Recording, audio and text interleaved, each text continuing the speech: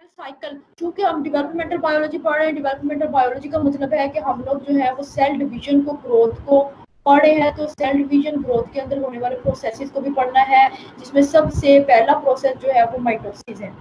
Mitosis, अच्छा जी, ये आप लोगों के पास माइटोसिस है क्या? सबसे पहले जी इसकी अगर डेफिनेशन की तरफ जाने से पहले जो है वो अगर वर्ड को देखें, माइटोसिस वर्ड जो है वो ग्रीक वर्ड से डिराइव्ड है, माइटोस, जिसका मतलब है थ्रेड लाइक। सबसे पहला साइंटिस्ट जिसने इस डिवीजन को ऑब्जर्व किया, उसने सबसे पहले क्रोमोसोम्स को in the form of thread जो है वो सेल में इस तरह डिस्पर्स्ड फॉर्म में देखा, तो उसने ग्रीक वर्ड में इसको नाम दे दिया थ्रेड लाइक माइटोस, जिसका मतलब थ्रेड लाइक। तो इसलिए इसको जो है वो उसके बाद इसका नाम जो है इस प्रोसेस का माइटोसिस रख दिया गया, which is basically derived from word mitos which mean thread like, and thread like is for chromosomes which are not condensed at initial stage. अच्छा जी, उसके बाद आ जाता है जी माइटोसिस है क्या? ये किसी भी सेल साइकिल के दौरान जब सेल डिवाइड हो रहा होता है, तो ये एक टाइप ऑफ सेल डिवीजन है जिसमें डॉटर सेल जो है वो इक्वल अमाउंट ऑफ क्रोमोसोम जो है वो रिसीव करते हैं। तो हम कह सकते हैं इसकी डेफिनेशन में, it is a type of cell division in which daughter cells receive equal number of chromosomes from their parents. जिस तरह पेरेंट्स के अंदर इक्वल क्रोमोसोम्स है, इसी तरह इन डॉटर सेल्स के अंदर जो है वो इक्वल नंबर ऑफ क्रोमोसोम्स होंगे। एक चीज। सेकंड नंबर पर हम लोग कह सकते हैं कि it is a type of cell division in which offsprings are genetically identical to their parents. तो एक सेल जो है वो अपना आइडेंटिकल डॉटर सेल जो है वो प्रोड्यूस करेगा और उसमें सेम सेट ऑफ क्रोमोसोम्स होंगे as compare to parent. For example इसी डायग्राम जो मैंने स्लाइड पे शो की है, इसमें अगर आप लोग देखें तो ये आप लोगों के पास दो डॉटर सेल्स हैं, दो डॉटर सेल्स में इक्वल नंबर ऑफ क्रोमोसोम्स है एज कंपेयर टू पेरेंट। तो अगर ये पेरेंट सेल देखें तो इसके अंदर जो है वो ये क्रोमोसोम्स के जितने नंबर थे आप लोगों को डॉटर सेल्स के अंदर भी उतने ही नजर आएंगे। तो इसका मतलब है कि पेरेंट सेल जो है वो जिस तरह का जेनेटिक मटेरियल रखता है, उसी क्वांटिटी वाइज अगर देखें तो वही जेनेटिक मटेरियल जो है वो नेक्स्ट ऑफस्प्रिंग में जो है वो ट्रांसफर हो जाता है। तो this is a type of cell division in which daughter cells have equal number of chromosomes as of their parent sales.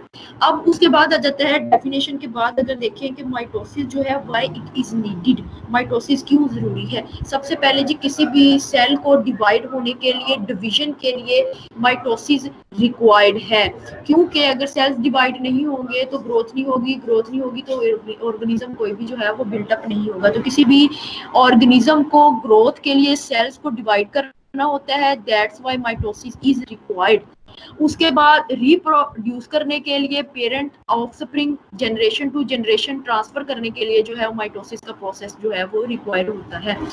इसके अलावा अगर बॉडी में किसी भी पार्ट पर जो है वो आपके पास इंजरी हो जाती है, उस इंजरी को फिल करने के लिए या स्किन को जो है वो रिपेयर करने के लिए माइटोसिस का प्रोसेस रिक्वायर्ड है। तो अगर किसी बॉडी के किसी पार्ट पर सेल डैमेज हो गए हैं तो उन डैमेज सेल को रिप्लेस करके नए सेल्स बना देना। तो नए सेल जो है वो बनना किसके थ्रू? माइटोसिस के थ्रू। तो हीलिंग में या वाउंड रिपेयर में माइटोसिस जो है वो हेल्प। ये आ जाता है कि mitosis, why mitosis is needed to reproduce, to repair और टू हील द वाउंड और टू रिपेयर द इंजरी और for the purpose of growth mitosis is required. ठीक है जी। उसके बाद नेक्स्ट आ जाए माइटोसिस के स्टेजेस कौन कौन से हैं। बेसिकली माइटोसिस के दो स्टेजेस हैं, उनमें सबसे पहला जो स्टेज आपके पास आ जाता है वो आपके पास है जी कैरियोकाइनेसिस का। तो पहला स्टेज जो है वो कैरियोकाइनेसिस, इसका मतलब है nucleus division. Second stage is cytokinesis. अच्छा जी, फॉर एग्जांपल आपके पास एक सिंगल सेल था, तो उस सेल ने अगर डिवाइड करना है तो डिवाइड करने के बाद हमें ये चाहिए कि उस डिवाइडेड सेल के अंदर भी न्यूक्लियस उसी अमाउंट में हो जिस तरह पेरेंट सेल के अंदर है। तो न्यूक्लियस को डिवाइड करने वाला जो प्रोसेस है इसको हम बोलते हैं कैरियोकाइनेसिस, ताकि नेक्स्ट ऑफस्प्रिंग में भी न्यूक्लियस जो है वो इक्वली डिवाइड हो जाए। जैसे इस डायग्राम में आप लोगों को शो हो रहा है कि न्यूक्लियस जो है वो इक्वली डिवाइडेड है। इस ये फर्स्ट स्टेज है जिसको हम बोलते हैं कैरियोकाइनेसिस। और कैरियोकाइनेसिस के आगे फर्दर स्टेजेस हैं जिनको हम 4 स्टेजेस हैं जो नेक्स्ट में हम पढ़ते हैं कि 4 स्टेजेस कौन कौन से हैं कैरियोकाइनेसिस या न्यूक्लियर डिवीजन के अंदर। प्रोफेज, मेटाफेज, एनाफेज और टीलोफेज, ये चारों फेजेस जो है वो कैरियोकाइनेसिस में आते हैं, यानी कि न्यूक्लियस डिवीजन में। जब न्यूक्लियस डिवाइड हो जाता है सेल के अंदर तो फिर उसके बाद there is a need to divide cytoplasm as well, ताकि जो है वो सेल कंप्लीटली सेपरेट हो जाए और 2 इंडिविजुअल सेल्स बन जाएं। तो सेकंड स्टेज जो है आपके पास माइटोसिस का, दैट इज साइटोकाइनेसिस। साइटोकाइनेसिस का क्या मतलब है? Cytoplasm division. साइटोप्लाज्म डिवीजन कैसे होती है वो भी नेक्स्ट पढ़ना है। क्लीवेज फरो बनता है यहाँ पर, जिसकी वजह से equally distribution of cytoplasm to both of the cell जो है वो श्योर करवाई जाती है, जिसकी वजह से सेल जो है वो इंडिविजुअली 2 डॉटर सेल्स जो है वो जनरेट होते हैं। तो ये आपके पास बेसिकली माइटोसिस के 2 स्टेजेस हैं। First is karyokinesis and second is cytokinesis. हमने फर्स्ट स्टेज इसको स्टडी करना है, दैट इज कैरियोकाइनेसिस। तो व्हाट इज कैरियोकाइनेसिस? उसमें कैरियोकाइनेसिस में हम देख चुके हैं it is nucleus division. Nucleus की डिवीजन को कैरियोकाइनेसिस कहते हैं। तो न्यूक्लियस को डिवाइड होने के लिए कुछ स्टेजेस से गुजरना पड़ता है। उन स्टेजेस को हम कहते हैं प्रोफेज, मेटाफेज, एनाफेज, टीलोफेज। अच्छा जी, इन चारों को याद करने के लिए हम एक वर्ड यूज करते हैं पमाट, PMAT। ठीक है जी। इनकी जो अरेंजमेंट है उसको और इनके नाम को याद रखने के लिए एक वर्ड यूज होता है पमाट, यानी कि हर फेज का फर्स्ट लेटर जो है उसको अगर अरेंज कर दें तो प्रोफेज, मेटाफेज, एनाफेज और टीलोफेज, 4 फेजेस हैं न्यूक्लियस डिवीजन की। सबसे पहला फेज जो हम स्टडी कर रहे हैं दैट इज प्रोफेज। तो आपके पास जो है वो प्रोफेज क्या है? प्रोफेज फर्स्ट स्टेज है किसका? कैरियोकाइनेसिस का। प्रोफेज के दौरान क्या होता है, कौन सी चेंजेस आती हैं?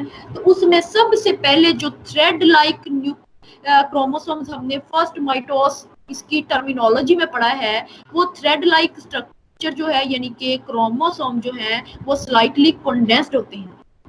उन कंडेंस्ड होने की वजह से क्रोमोसोम जो है वो अपीयर होते हैं, हमें नजर आना शुरू होते हैं प्रोफेज के दौरान। ये वाले जैसे डायग्राम अगर प्रोफेज की आप सबको नजर आ रही है तो इस डायग्राम में देखेंगे कि जो थ्रेड लाइक स्ट्रक्चर थे उन्होंने अपने आप को अरेंज किया तो कंडेंस्ड क्रोमोसोम्स बने विद सिस्टर क्रोमेटिड्स। मींस अगर एक क्रोमोसोम्स के दोनों सिस्टर क्रोमेटिड्स डिस्पर्स्ड फॉर्म में न्यूक्लियस के अंदर पड़े हुए थे तो during the phase of prophase it condensed to form a chromosome with 2 sister chromatids। ठीक है जी। उसके बाद आपके पास आ जाता है जी सेकंड क्या चेंज आती है? न्यूक्लियर इनवेल्प और न्यूक्लियर मेम्ब्रेन डिसअपीयर। तो ये अगर आप देखेंगे पैचेस में बनी हुई है nuclear membrane which within the passage of time totally disappear from this nucleus. तो किसी भी सेल में कौन कौन सी चेंजेस आती हैं माइटोसिस के दौरान, उनमें से फर्स्ट फेज प्रोफेज पढ़े हैं। तो प्रोफेज के दौरान फर्स्टली उसका क्रोमोसोम यानी कि जेनेटिक मटेरियल कंडेंस्ड हो रहा है। आफ्टर दैट उसका न्यूक्लियर इनवेल्प जो है वो डिसअपीयर हो रहा है। फिर यहाँ पर इसके अंदर जो है वो सेल के अंदर न्यूक्लियस के पास एक ऑर्गेनेली मौजूद होती है जिसको हम बोलते हैं न्यूक्लियोलस। तो न्यूक्लियोलस थर्ड जो चेंज आती है वो कि न्यूक्लियोलस भी न्यूक्लियर इनवेल्प की तरह डिसअपीयर हो जाता है। फिर उसके बाद फोर्थ जो चेंजेस आती हैं प्रोफेज के दौरान दैट इज स्पिंडल अपरेटस और माइटोटिक अपरेटस का बनना। स्पिंडल अपरेटस, माइटोटिक अपरेटस क्या है? आपके पास अगर जो है वो सेल के अंदर देखें तो यहाँ पर आपको पता है कि किसी भी सेल के अंदर ऑर्गेनेली सेंट्रोसोम्स मौजूद होते हैं। सेंट्रोसोम्स जो है वो क्या करती हैं? ये भी डिवाइड होकर 2 बनाते हैं और ऑपोजिट सेल के ऑपोजिट पोल की तरफ मूव कर जाते हैं। फॉर एग्जाम्पल अगर इसी में सेल को जो है वो हॉरिजॉन्टली अगर ड्रा करूं इसी सेल को तो एक सेंट्रोसोम आपके पास यहां पर होगा और एक सेंट्रोसोम यहां पर होगा। इसको बोलते हैं ऑपोजिट पोल पर सेंट्रोसोम्स की अरेंजमेंट। एक चीज ये है कि ऑपोजिट पोल पर सेंट्रोसोम्स जो है वो अरेंज हो जाते हैं। उसके बाद ये कुछ फाइबर्स और स्पिंडल लाइक स्ट्रक्चर्स ओरिजिनेट करते हैं ये सेंट्रोसोम्स उन origination of that specific structure and arrangement of chromosomes on that line make a specific apparatus which is known as mitotic और spindle apparatus। उसके बाद मैंने आप लोगों के लिए जो है वो माइटोटिक अपरेटस की जो है वो एक डायग्राम शो करवाई है माइटोटिक अपरेटस की। तो आप लोग देखेंगे एग्जाम्पल जिस तरह मैंने कहा कि अगर सेल को जो है अगर एक सेल है तो उसके ऑपोजिट पोल पर सेंट्रोसोम मौजूद है। फॉर एग्जाम्पल एक सेंट्रोसोम इस वाली साइड पर मौजूद है, दूसरा सेंट्रोसोम जो है वो आपके पास इस वाली साइड पर मौजूद है। तो इनमें से कुछ ऐसे थ्रेड लाइक स्ट्रक्चर ओरिजिनेट होता है जो सिर्फ small in size है and it is not binded to any chromosome। इस छोटे थ्रेड लाइक स्ट्रक्चर को जो है हम बोलते हैं माइक्रोट्यूब्यूल्स। तो सेंट्रोसोम से वो वाला स्ट्रक्चर जो कि स्मॉल इन साइज है, स्मॉल इन लेंथ है, ओरिजिनेट होता है और किसी भी क्रोमोसोम्स के साथ जो है वो बाइंडेड फॉर्म में नहीं है, इसको हम बोलते हैं माइक्रोट्यूब्यूल।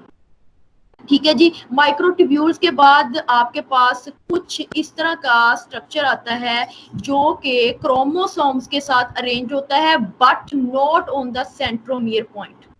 सेंट्रोमियर पॉइंट पर जो है वो अटैच नहीं होता, सिर्फ जो है वो आपके पास जो है वो क्रोमोसोम्स के साथ अटैच होता है। उसको हम बोलते हैं उन स्ट्रक्चर को हम बोलते हैं पोलर माइक्रोट्यूब्यूल्स। Polar microtubules. फिर कुछ फाइबर नुमा स्ट्रक्चर जो है सेंट्रोसोम से वो ओरिजिनेट होती हैं और किसी भी क्रोमोसोम्स का वो वाला रीजन जहाँ पे सिस्टर क्रोमेटिड्स आपस में मिली होती हैं, इसको हम बोलते हैं सेंट्रोमियर। सेंट्रोमियर में एक खास प्रोटीन होती है जो प्रोटीन साइट प्रोवाइड करती है for the attachment of both sister chromatids. उस प्रोटीन को हम बोलते हैं काइनेटोकोर। तो सेंट्रोमियर इस वाले पॉइंट पर, अगर ये क्रोमोसोम्स आप लोगों को नजर आ रहा है तो इस वाले पॉइंट पर आपके पास जो है वो काइनेटोकोर मौजूद है। तो काइनेटोकोर पर अगर ये वाला धागानुमा स्ट्रक्चर जो कि सेंट्रोसोम से ओरिजिनेट हुआ अगर यहाँ पर आकर बाइंड हो जाता है तो इस वाले फाइबर या थ्रेड लाइक स्ट्रक्चर को जो सेंट्रोसोम से ओरिजिनेट हुआ इसको हम बोलते हैं काइनेटोकोर माइक्रोट्यूब्यूल। ठीक है जी। ये आपके पास सेंट्रोसोम से निकलने वाले माइक्रोट्यूब्यूल्स हैं। मैंने कहा कुछ धागानुमा और इन शॉर्ट लेंथ कुछ होते हैं जो कि किसी भी क्रोमोसोम्स के साथ अटैच नहीं होते बल्कि सेंट्रोसोम की साइड से ओरिजिनेट हो रहे होते हैं। उनको हम माइक्रोट्यूब्यूल्स बोल रहे हैं, एस्ट्रल माइक्रोट्यूब्यूल्स बोल रहे हैं। उसके बाद जो क्रोमोसोम्स के साथ अटैच होते हैं उसको हमने बोला कि वो पोलर माइक्रोट्यूब्यूल्स हैं। ठीक है जी। क्रोमोसोम्स के बट एक्सेप्ट दिस साइट मतलब काइनेटोकोर के साथ अटैच नहीं है, जस्ट यहाँ पर है जहाँ पे क्रोमोसोम्स अरेंज हो गए, इसको बोलते हैं पोलर माइक्रोट्यूब्यूल। और वो वाले फाइबर जो सेंट्रोसोम से निकले और एग्जैक्ट इसकी काइनेटोकोर वाली साइड पर अटैच हो गए, इसको हम बोलते हैं काइनेटोकोर माइक्रोट्यूब्यूल। ठीक है जी। उसके बाद ये आप लोगों के पास है माइटोटिक अपरेटस कि ये कैसा होता है। Mitotic apparatus is basically formed due to fibres और स्पिंडल्स ओरिजिनेशन फ्रॉम सेंट्रोसोम। तो सेंट्रोसोम से कुछ थ्रेड लाइक स्ट्रक्चर जो है वो ओरिजिनेट होती हैं और वो क्रोमोसोम्स को अरेंज करवाती हैं, इसको बोलते हैं माइटोटिक अपरेटस और स्पिंडल अपरेटस। उसके बाद हमारे पास सेकंड स्टेज आ जाता है। अच्छा जी, माइटोटिक अपरेटस की फॉर्मेशन जो है वो हमने पढ़ ली कि वो प्रोफेज के दौरान बनती है। सेकंड स्टेज हम लोगों के पास आ जाता है, that is metaphase stage. Metaphase stage का क्या मतलब है? मेटाफेज स्टेज में एक चीज याद रखनी है कि आपके पास जितने भी पिछली स्लाइड में देखे ये क्रोमोसोम जो है वो अगर डिस्पर्स्ड फॉर्म में अगर पड़े हुए हैं तो अगर यहाँ पे आपको दो नजर आ रहे हैं तो अगर साइडों पर भी यहाँ या यहाँ पर भी कोई क्रोमोसोम्स अवेलेबल हैं तो इन तमाम क्रोमोसोम्स का एक लाइन में अरेंज हो जाना वो होता है जी मेटाफेज के दौरान।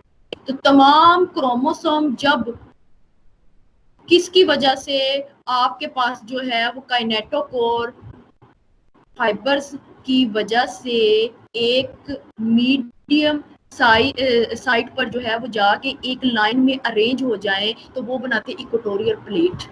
इसको बोलते हैं इक्वेटोरियल प्लेट। इक्वेटोरियल प्लेट का क्या मतलब है? इक्वेटोरियल प्लेट का मतलब है कि जब तमाम क्रोमोसोम्स अपने आप को सेंट्रोसोम से निकलने वाले स्पिंडल्स पर प्रॉपरली एक लाइन में, और लाइन कहाँ पर, बिल्कुल दरमियान में सेल के वहां पर क्रोमोसोम्स अरेंज हो जाएं, तो इसको हम बोलते हैं equatorial plate as well as metaphase plate. ठीक है जी। इस पर क्रोमोसोम्स का फर्स्ट चेंज मेटाफेज के दौरान क्या होती है कि chromosomes arrange themselves in a fine line shaped on the mitotic apparatus. This line or this arrangement of chromosomes on spindle fibers is known as equatorial plate or metaphase plate. ठीक है जी। उसके बाद आपके पास जो है सेंट्रियोल जो है वो ऑपोजिट, बिल्कुल ऑपोजिट पोल्स की तरफ इनका मूव कर जाना। सेंट्रियोल्स का हमने प्रोफेज के दौरान पढ़ा था कि सेंट्रियोल्स अगर सेल में मौजूद है तो वो 1 से 2 डिवाइड होती हैं, माइटोटिक अपरेटस बनता है। इनका प्रॉपरली ऑपोजिट पोल की तरफ मूव करना और फिर एक लाइन में क्रोमोसोम्स को जो है वो अरेंज करवा देना। तो इसका मतलब है कि मेटाफेज के दौरान जो है वो एट ऑपोजिट एंड जो है वो सेंट्रियोल्स ने अपने आप को अरेंज कर लिया है। उसके बाद spindle fibres attach to centromere, spindle fibres जो है वो सेंट्रोमेयर के साथ अटैच हो गए। सेकंड स्टेज है आपके पास किसका, माइटोसिस का। उसके बाद थर्ड स्टेज आ जाता है that is anaphase stage. Anaphase stage के दौरान होता क्या है कि जो स्पिंडल फाइबर, ये जो स्पिंडल फाइबर जो हैं ये क्रोमोसोम यानी काइनेटोकोर के साथ अटैच हुए थे, ये स्ट्रेच करते हैं towards their opposite pole. Means ये वाले सेंट्रियोल, ये वाला क्रोमोसोम अपने सेंट्रियोल्स की तरफ जो है वो मूव करेगा और ये वाला क्रोमोसोम स्ट्रेच होगा अपने सेंट्रियोल की तरफ। तो due to a force of pulling there will be segregation of chromosome. तो अब जैसे फर्स्ट में हमने देखा था कि क्रोमोसोम जो है वो सिस्टर क्रोमेटिड्स के साथ मौजूद थे, यहाँ पे सिस्टर क्रोमेटिड्स नहीं होंगी एनाफेज के दौरान, बल्कि क्रोमोसोम जो है वो सेपरेट हो जाएंगे उस अरेंजमेंट में जो कि मेटाफेज के दौरान मौजूद थी। ठीक है जी। अब हर सिस्टर क्रोमेटिड्स क्या करेगी कि अपने ऑपोजिट पोल की तरफ मूव करेगी। ऑपोजिट पोल किसका, सेंट्रियोल्स का। सेंट्रियोल्स की तरफ जो है वो मूव करना शुरू कर देंगी कौन, इंडिविजुअल जो है सिस्टर क्रोमेटिड। ये एनाफेज है। उसके बाद आपके पास आ जाता है जी टीलोफेज। टीलोफेज के दौरान क्या होता है, टीलोफेज के दौरान जो है वो न्यूक्लियस जो कि डिसअपियर हुआ था during first stage that is prophase, अब रीअपियर हो जाएगा। न्यूक्लियर इनवेल्प, न्यूक्लियर इनवेल्प और न्यूक्लियर मेम्ब्रेन जो डिसअपियर हुई थी प्रोफेज के दौरान, वो टीलोफेज के दौरान रीअपियर हो जाएगी। सेकंड नंबर पर क्रोमोसोम्स जो है वो प्रॉपरली अब सेंट्रियोल्स के पास पहुंच गया। आपने देखा ये सेंट्रियोल्स और क्रोमोसोम जो है वो सेपरेटेड और सेग्रीगेटेड फॉर्म में जो है वो सेंट्रियोल्स के पास मौजूद हैं। ठीक है जी। न्यूक्लियस की डिवीजन हो गई है। न्यूक्लियर इनवेल्प जो है या न्यूक्लियर मेम्ब्रेन जो है वो रीअपियर हो गई है। तो दो सेल बनने से पहले न्यूक्लियस की डिवीजन यहाँ तक कंप्लीट होती है जो कि लास्ट स्टेज है कैरियोकाइनेसिस का। तो इस टीलोफेज में हम कह सकते हैं कि here is actually division of nucleus. तो न्यूक्लियस की डिवीजन यहाँ पर कंप्लीट हुई है जो कि लास्ट स्टेज है ऑफ कैरियोकाइनेसिस। तो एक ही सेल में जब न्यूक्लियस डिवाइड हो जाए और जो ऑपोजिट पोल पर पहुंचे थे क्रोमोसोम्स वो हर न्यूक्लियस के अंदर आ जाएं, तो इसका मतलब है both two cells are ready to get separated. ठीक है जी। इसमें न्यूक्लियस रीअपियर हो गया, न्यूक्लियोलस रीअपियर हो गया, क्रोमोसोम सेंट्रियोल्स की तरफ चले गए अपने अपने ऑपोजिट पोल की तरफ और न्यूक्लियस डिवाइड होकर अब दो सेल्स बनाने के लिए जो है वो रेडी है। उसके बाद आपके पास आ जाता है अब कैरियोकाइनेसिस के बाद सेकंड स्टेज जो हमने माइटोसिस का फर्स्ट स्लाइड में देखा है उसमें ये कि डिवीजन ऑफ साइटोप्लाज्म होती है। डिवीजन ऑफ साइटोप्लाज्म क्यों जरूरी है, to divide a cell into two cell properly, क्योंकि कैरियोकाइनेसिस में सिर्फ न्यूक्लियस डिवीजन हुई है और न्यूक्लियस डिवीजन के नतीजे में हमने देखा कि एक सेल में दो न्यूक्लियस इक्वली डिस्ट्रीब्यूट हो गए और हर न्यूक्लियस के पास जो है इक्वल अमाउंट ऑफ क्रोमोसोम्स मौजूद है। ठीक है जी। ये आप लोग देख रहे हैं कि इक्वल अमाउंट ऑफ क्रोमोसोम जो है वो हर न्यूक्लियस में जो है वो मौजूद है। फर्स्ट पे हमने देखा था कि क्रोमेटिड्स जो है वो in the form of chromosomes आपस में कंबाइंड हैं, लेकिन यहाँ पर सेग्रीगेट होकर सिस्टर क्रोमेटिड्स हर पार्ट में यानी कि हर न्यूक्लियस में जो है वो मूव कर गई है। उसके बाद अब होता क्या है कि यहाँ पर जो है वो आपके पास सेल मेम्ब्रेन जो है वो स्लाइटली मूव करती है इनवर्ड। सेल मेम्ब्रेन के इनवर्ड मूव करने की वजह से यहाँ पर एक क्लीवेज स्ट्रक्चर बनता है जिसको हम बोलते हैं क्लीवेज फरो। इस वाले स्ट्रक्चर को क्लीवेज फरो बोलते हैं। तो सेल मेम्ब्रेन कंटिन्यूसली पुश करती है इस मेम्ब्रेन को इनवर्ड। तो दोनों साइड से जब तक न्यूक्लियर मेम्ब्रेन जो है वो बिल्कुल इसी तरह जैसे किसी बलून को जो है वो सेंटर से पिंच किया जाए, तो बिल्कुल सेल भी पिंच होता है एट द मीडियम पॉइंट। उधर जाके फिर क्या होता है, क्लीवेज फरो जो है वो टोटली इन दो सेल्स को जनरेट करवा देती है, जो कि डॉटर सेल्स। तो साइटोकाइनेसिस में क्या होता है कि साइटोप्लाज्म को डिवाइड करने के लिए आपके पास सेल मेम्ब्रेन जो है वो मूव करती है इनवर्ड, क्लीवेज फरो बनता है। क्लीवेज फरो की वजह से ये सेल जो है वो सेग्रीगेट या सेपरेट हो जाती हैं और दो इंडिविजुअल डॉटर सेल्स बनती हैं which have same amount of chromosomes as of their parent cell। तो ये आप लोगों के पास जो है वो माइटोसिस का सेकंड स्टेज जो है वो यहाँ तक कंप्लीट हुआ है जी। ये हम लोगों ने आज जो है वो माइटोसिस को देखा है। इसको रिकॉल कर लें, माइटोसिस के अंदर हम लोगों ने माइटोसिस की डेफिनेशन को पढ़ा है, माइटोसिस क्यों जरूरी है उसको देखा है, स्टेजेस ऑफ माइटोसिस को देखा है। बेसिक 2 स्टेजेस हैं, हमने कहा कैरियोकाइनेसिस में आगे फर्दर जो है वो 4 स्टेजेस हैं। 4 स्टेजेस कौन कौन से, हमने कहा जी प्रोफेज, मेटाफेज, एनाफेज, टीलोफेज है। प्रोफेज के दौरान कौन कौन सी चेंजेस आती हैं, फिर माइटोटिक अपरेटस जो है वो डायग्राम क्लियरली जो है वो इन स्लाइड्स में शो करवाई गई है, वो आप लोग देख सकते हैं। मेटाफेज के दौरान कौन सी चेंजेस आती हैं उसका मैंने बताया है। एनाफेज जो है उसके दौरान क्रोमोसोम्स कैसे सेपरेट होते हैं, सिस्टर क्रोमेटिड्स कैसे ऑपोजिट पोल्स की तरफ मूव करती हैं। आफ्टर दैट जो है वो आपके पास टीलोफेज स्टेज में जो है वो क्रोमोसोम कैसे इक्वली डिवाइड होकर जो है सेपरेट होकर जो है वो न्यूक्लियस में किस तरह चले जाते हैं, क्लीवेज फरो कैसे बनती है और फिर सेल जो है वो कैसे डिवाइड होकर 2 इंडिविजुअल सेल जो है वो जनरेट करते हैं by the division of their cytoplasm. तो यहाँ तक जो है वो आप लोगों का आज का लेक्चर जो है वो कंप्लीट होता है। इससे रिलेटेड अगर किसी भी बच्चे का कोई क्वेश्चन है तो वो पूछ सकता है।